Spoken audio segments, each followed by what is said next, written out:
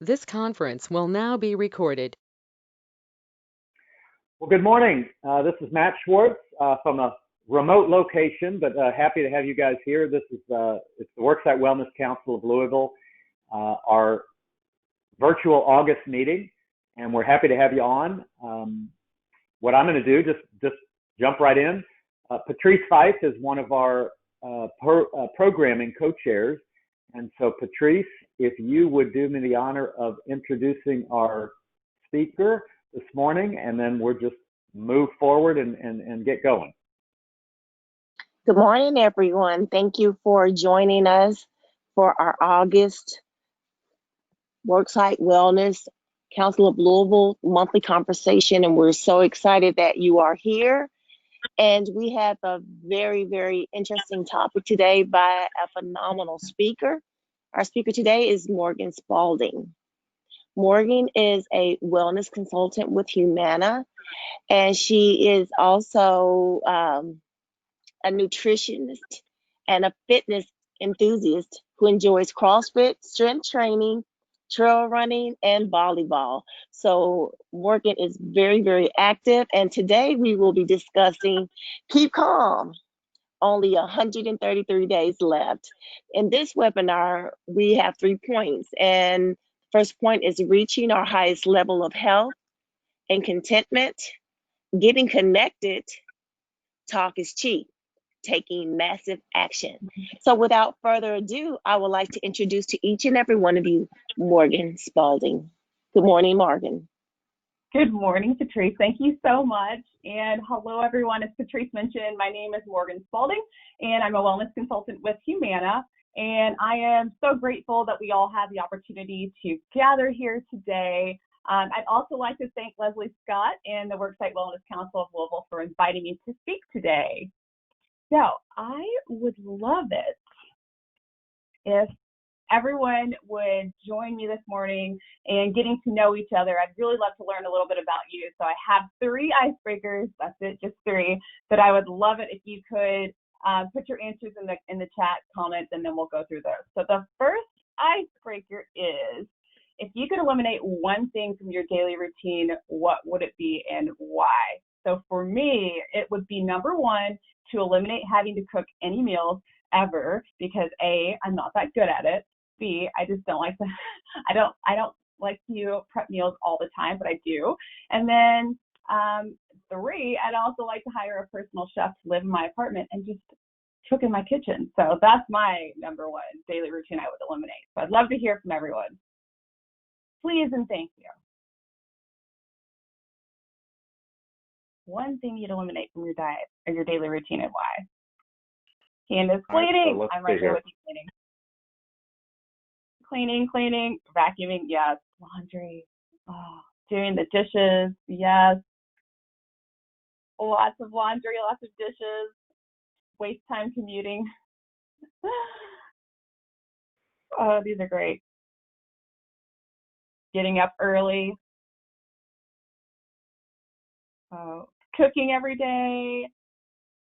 Washing and drying and styling your hair. Gosh, I say that all the time. I would just love it if I could hire like a glam team to just do my hair and makeup every single day, because that's another chore. Negative news cycle, yes. Limit your news exposure. That's my tip for the day. Oh, these are great. Oh, I love this. Thank you all so much. Glam team, yes. All right, so we'll move on to icebreaker number 2. What's one new skill that you've learned during COVID? I think I've learned many things, but the hardest, not the hardest, but one of like the most hardest things for me is a little 12-year-old showed me how to make a caribou, or I don't even know what it's called. It's a bracelet that you have to like weave, and it involves cutting, trimming, burning the ends together, and it was like a whole new world trying to learn how to make that bracelet. So what is one new skill you've learned during COVID? Let's see, Saver Family. Let's see. Using a WebEx. Yes, learning all the new tools online. Ordering on ClickList. Yeah, my parents struggled with that for about a good solid month. I had to help them with that. Patience and time. Yes, I love those. Planning a wedding, yes. Meditation, oh, that's something I struggle with every day. Meditation. You're listening to great old music. I love vinyls. My dad he has over 100 vinyl records, and so every once in a while he'll bring me about 5 at a time so I can listen to new vinyls. It's really cool. How to not get my glasses to fog while wearing a mask. Yeah. That's great, Claire. Thank you. All right, so we'll move on to the third icebreaker, and that is, what is one thing that your coworkers don't know about you? Now, be careful if you have coworkers on the line. You don't have to share anything too personal or incriminating. It could be as simple as you used to play the flute in the 6th grade. So for me, my coworkers don't know that I have a very special talent. It's very useless, and it's quoting movies, and whenever a song comes on the radio, I pretty much know a lot of songs that come on the radio. So that's my useless talent. And now they know. Let's see. One thing your coworkers don't know about you. And again, it can just be some fun fact. It doesn't have to be anything incriminating. Michelle really loves guilty pleasure reality TV. That's one of mine. Anyone else dare to be brave and share something? Let's see. Leslie says she used to live in a funeral home for several years growing up. Her dad's a funeral director. Ashley, I can pick up things with my toe. That's amazing. Oh, Claire loves to dance while she cooks. I did know that. Let's see. Learning to play the guitar. That's a really awesome skill to learn. Lots of patience for that, Craig. See if we can get one more comment in there. Guilty pleasure is watching river monsters with my cat, Sarah. That's amazing. Candace's cats are her coworkers, and they don't seem to know that she doesn't like them on her desk laptop. So that's hilarious. Thank you all for sharing. I love getting to know people. So this has been really, really cool. Thank you so much for your interaction there. All right. So I love these comments. Okay, just a little bit about me. So again, I've been blessed with the opportunity to serve and impact lives through Humana. I absolutely love my job. I am originally from the big city of New Albany, Indiana. I know, which legend does have it that if you visit the football field and you look at the records board, there may be my name up there for 24 years strong of the 100 and 300 meter hurdles. Just a fun fact. Then also I have one sensational brother and 2 vivacious parents. And I also have a big passion for fitness, as you've heard. Mainly this stems from participating in almost every type of sport you can imagine, from the 3rd grade, from gymnastics, track and field, cross country, softball, volleyball, you name it, I did it. And so what got me really passionate about health and fitness was, unfortunately, when I was younger, I also experienced some tragic family events and a lot of fatalities. And so that kind of struck a chord with me at a very young age and prompted me to become very passionate about the human body, learning about the physiology behind it, and just how we feel our bodies every single day. All right, so I would like to talk about how we are going to soar into the next 133 days, not just coast, we are going to soar through the second half of the year. So think of this as like a recalibration, okay? I think when you think about employee engagement, it's no secret that high levels of engagement promote retention and improve performance. So what we're going to discuss today are reaching our highest level of health and contentment, getting connected, and then taking massive action. All right. So I want to ask a question in the chat, if you will. Would you agree that job satisfaction has more to do with whether the employee is personally happy versus whether they are actively involved in achieving organizational goals? Answers, please, in the chat. I would appreciate it. Would you agree That job satisfaction has more to do with whether the employee is personally happy versus they are actively involved in organizational goals. I'm seeing lots of personally happy. Yes, yes, yes, I agree. Personally, yes, yes, yes. Thank you all so much for contributing. This is awesome. Annette, both. Yep. Leslie's both. I agree. Thank you. All right. So just to share a personal example for you all, in my role at Humana, I have the privilege of working with several senior leaders and HR directors throughout Kentucky and Indiana. And so I think many have acknowledged that this period of self-quarantine has revealed new areas of concern. So exposing loneliness, poor nutrition, and anxiety, which are all contributors to chronic health. So this is more about reaching your highest level of health and finding that joy that allows you to pour into others, okay? So kind of shifting your focus and identifying those blind spots that we all have and just trying to develop that growth mentality. So these are going to be key to moving forward, right? All right, so how can you change the narrative and positively impact your life and the lives of others over the next 133 days? So let's move on. All right, so I would also like to share with you some of my best personal practices that work very well for me, both in my personal life and professionally. So number one, grace, okay?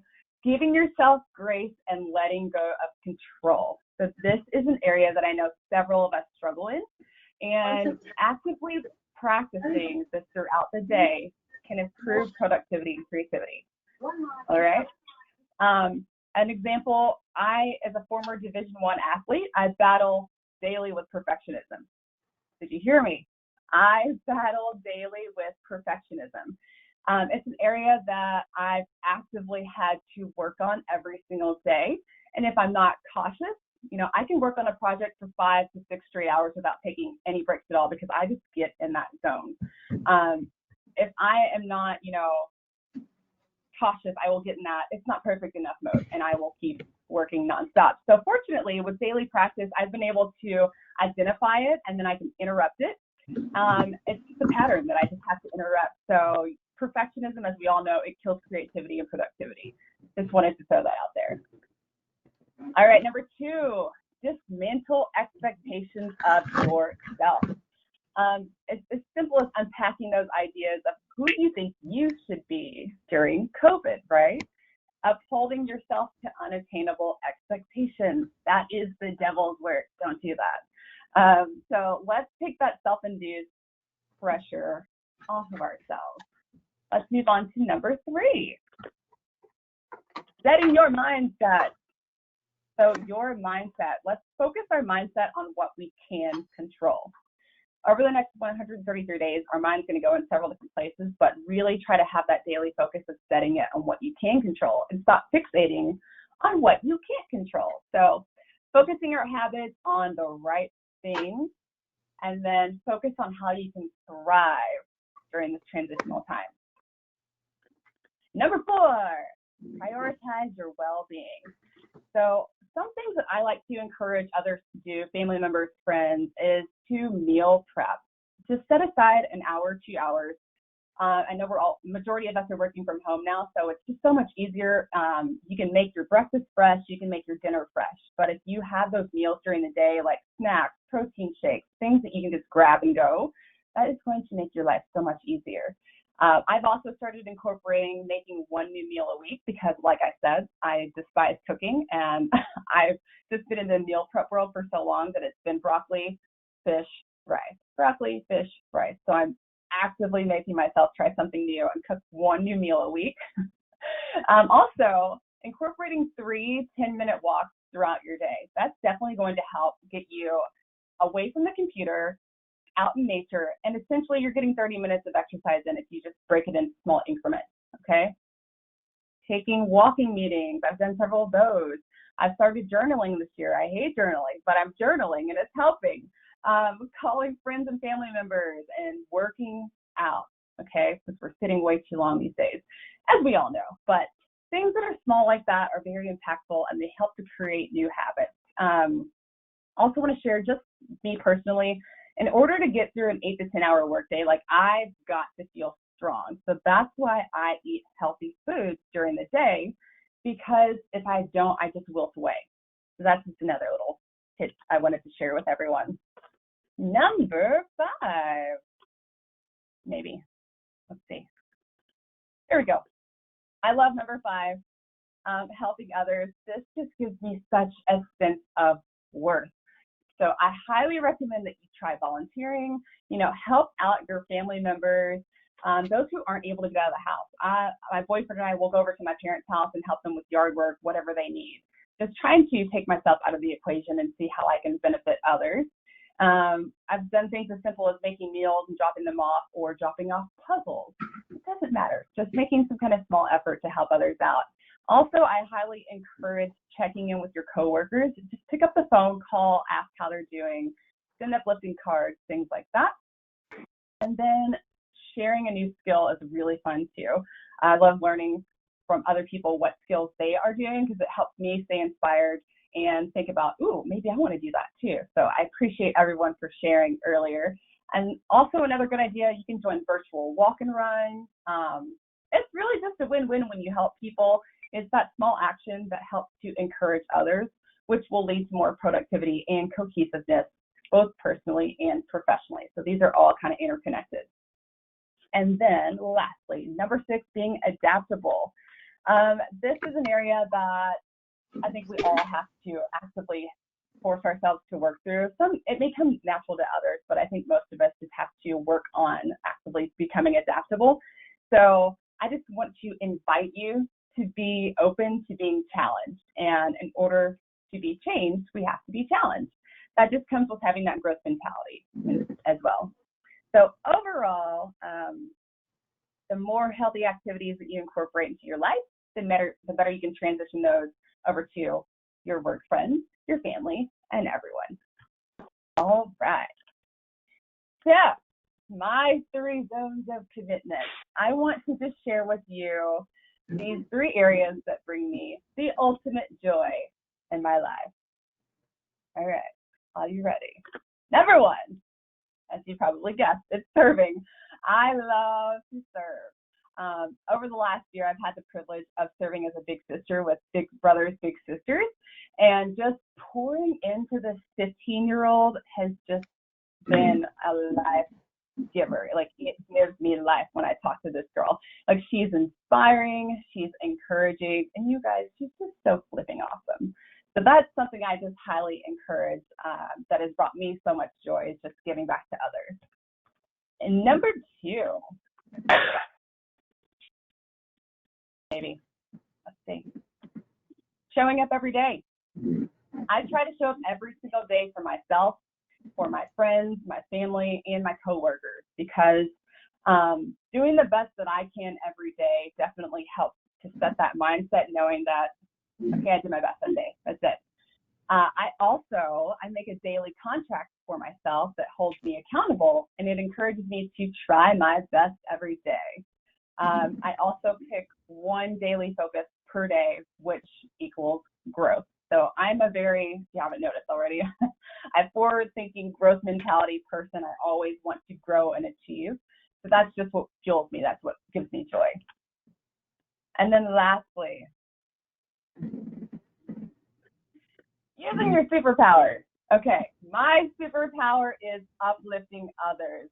And that picture right in the middle of that dog is literally me when I wake up every morning. Like, I'm one of those people. I'm ecstatic every single day when I wake up. So I love celebrating others. I love celebrating their achievements, no matter how big, how small. I love sprinkling zest all over people. I'm like the zest fairy. I'm high energy, if you can't tell. No caffeine, no energy pills, no pre-workout required. This is just me. So that's what really works well for me and fuels me for my day. So I have another question for everyone. I shared with you my superpowers, so I'd love to hear what your superpower is and how you shine on others. What do you bring to others? Please share in the chat. Leslie says creativity. I love it.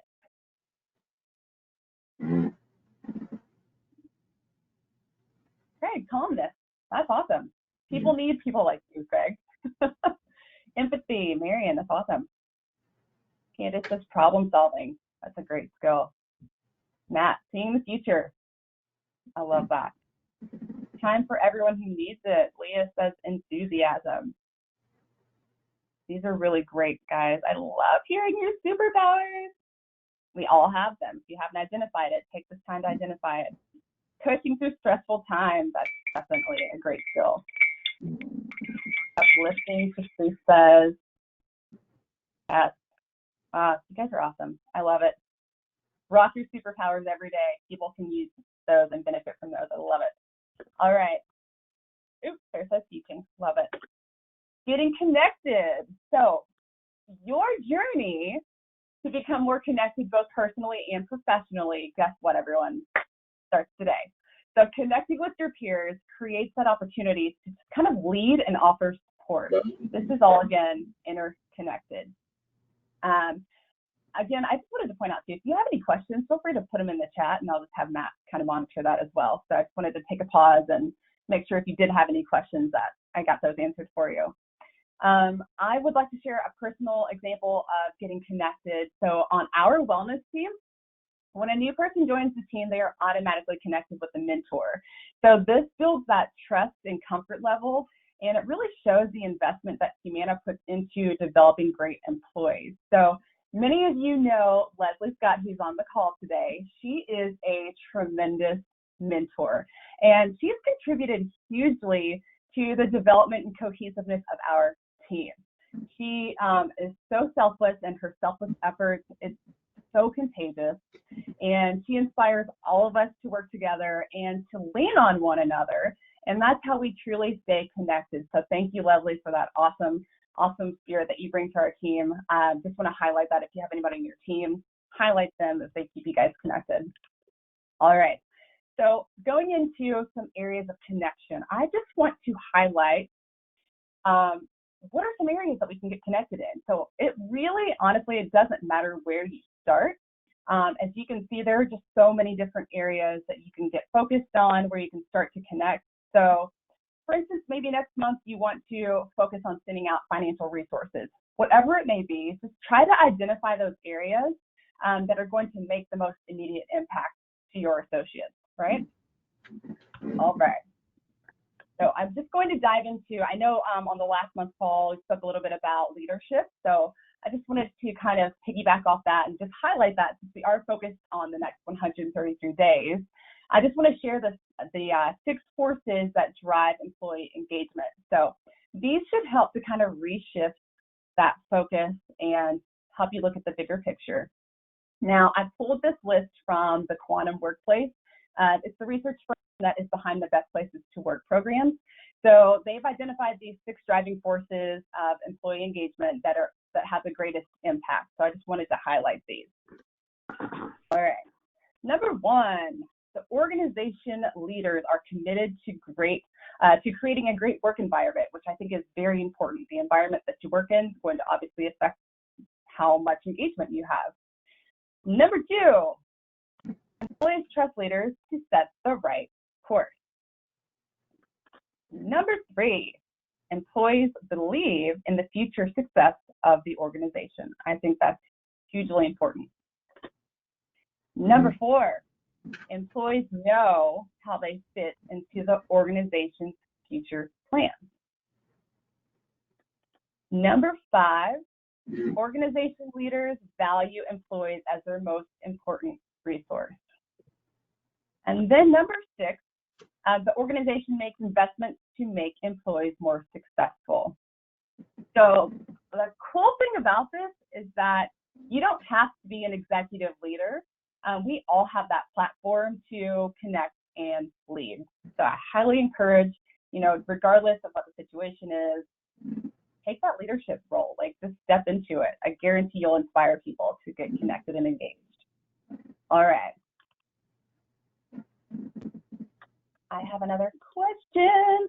I would love if everyone could share their best communication practices with the group here today, because I think this is such a great learning environment and we're already getting to learn more about each other. So if you could please share just some of your best communication practices, that'd be super helpful and I would love to hear it. It can be anything in regards to educational materials that you sent out, any challenges you may have started, just kind of any little communication touch points that you felt have been effective during COVID. Any best communication practices? I'd love to hear. Love for you to share it with everyone. Matt says, short videos to reiterate a topic. Videos are great. I love videos. I'm such a visual person. And so I love anything that I can watch for 1 to 2 minutes and learn from. Let's see, providing links to websites that make it easy. Yes, make it easy. Work smarter, not harder. Craig says that they use Microsoft Teams to keep everyone connected and sharing info. Our Microsoft Teams team page is amazing, and I'll just say it's amazing. I would go into all the details, but it's amazing. It keeps us lively for sure. Let's see, Marion says, keep it short and to the point. I agree. We don't need to overwhelm anyone else at this point. Donna says, agency-wide dial-in dialogue sessions for all employees. That's creative. I like that, Donna. Let's see, Tammy says, while working remotely, she touches base with at least three members of her team each day just to check in. Yes, I love that. Just a simple check-in is huge. Providing visuals, Leslie says. I hope these are helpful, guys. I really am going to take some of these back. Making it personal, yes. Correct email etiquette. Oh, that's so important, isn't it, Sarah? Yes, they have virtual lunch and learns, and it's been very helpful, she says. Keeping things short to the point and avoid the thank you chain. This is great. Thank you all so much. All right, so at this time, we'll go ahead and move forward.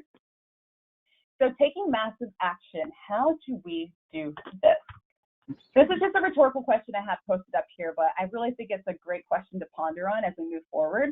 So why does our health and contentment get pushed to the back burner? You know, we build these great wellness plans only for them to just kind of get forgotten about and they get pushed to the back burner, when instead this is the time where we need to be taking massive action, okay? At this point of the year, I think it's just a really good idea to reset and take ownership and just kind of reshift that focus. So I would love at this moment to just give praise to all the HR professionals and managers out there, because both roles have huge responsibilities. Essentially, as an HR professional, you are expected to foster a culture of engagement. No pressure, right?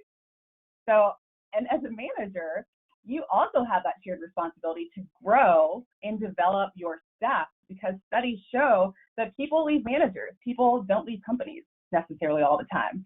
So how do we ensure that all parties are actively participating and that, you know, we manage employee engagement successfully? How do we walk the walk? So let's walk into that, shall we? All right, so I would like to share the 5 best practices that you can incorporate over the next 133 days. There are many best practices, so again, if you'd like to share any of your best practices in the chat, go for it. But I'll just run through these 5 best practices that's going to help you take action. So number 1, investing your time. One of the most valuable gifts that you can give is your time. I encourage you to reach out as a leader, build that trust, and just kind of find out what are the current challenges that your associates are facing. What do they need? How can you help them? Something as simple as, are you okay? That can go a very long way. I mean, if you're unable to invest your time, delegate your time, right? Consider identifying wellness champions who may be able to coach and inspire. Consider that. I highly encourage that. So number 2, keep communication flowing. If you have access to any tools like push messaging, you know, creating fun and educational challenges, You can even incorporate virtual team building activities. Circulating a monthly newsletter may work well for your culture. So just kind of think of those ideas outside the box that may help further that communication throughout the end of the year. Our team, we recently held a virtual volunteer activity. We made snack packs for the Boys and Girls Club through United Way. It was a really, really fun idea and a great activity that got us all connected, and we got to see each other's faces and just have a really fun moment of just not, off the clock fun. So that's a really good idea to try to incorporate.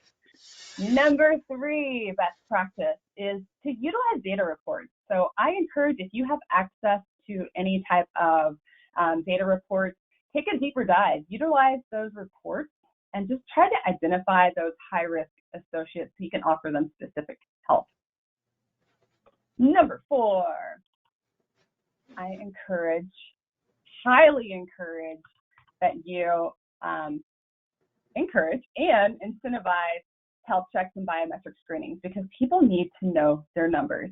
I have a friend, I want to share this example. She is an HR director for a large company, and she shared with me that one day at work, her 52-year-old coworker, who sits directly across from her, had collapsed on the floor, was unresponsive, and they were blue.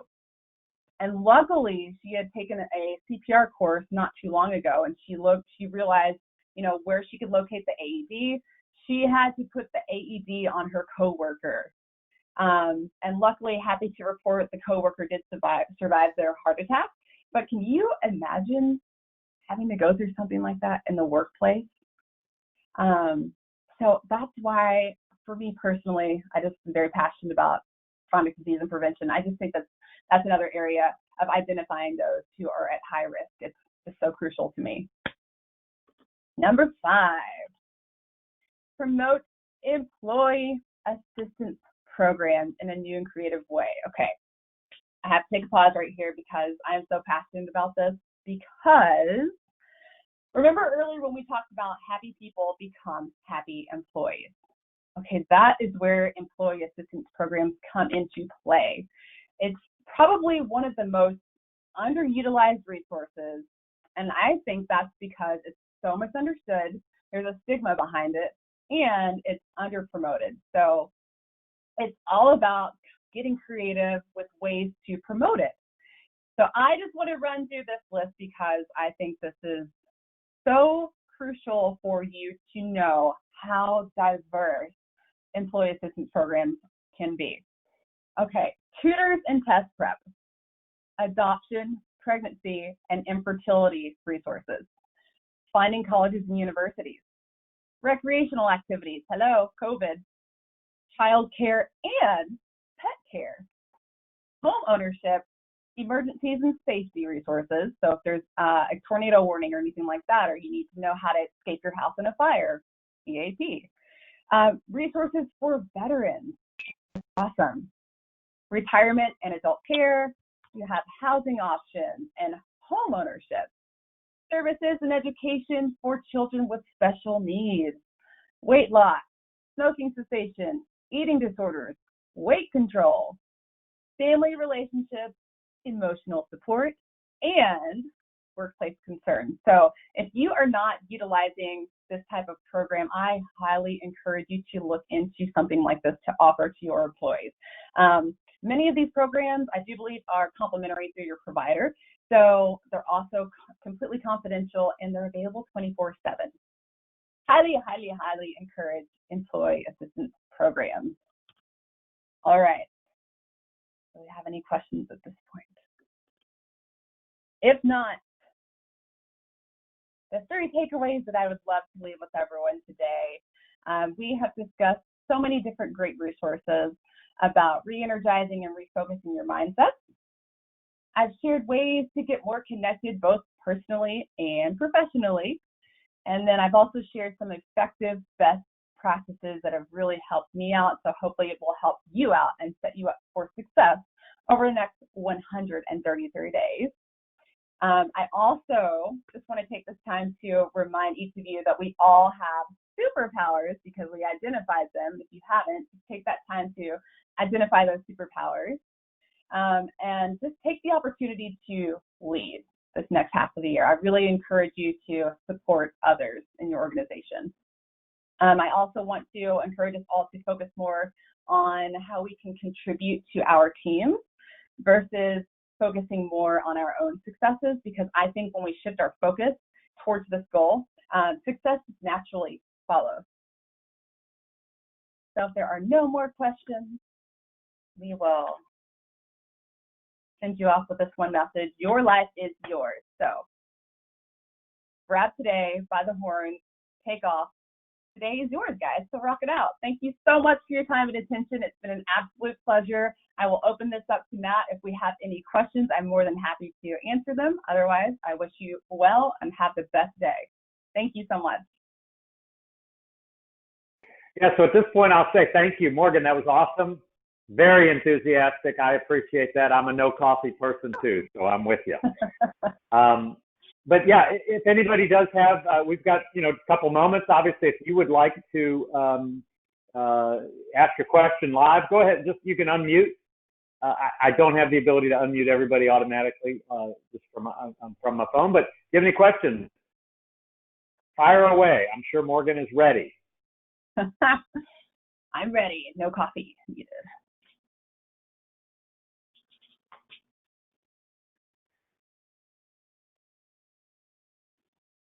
I think I'm seeing mainly, Morgan, just a bunch of thank yous and great job and great way to start the morning. So we appreciate that.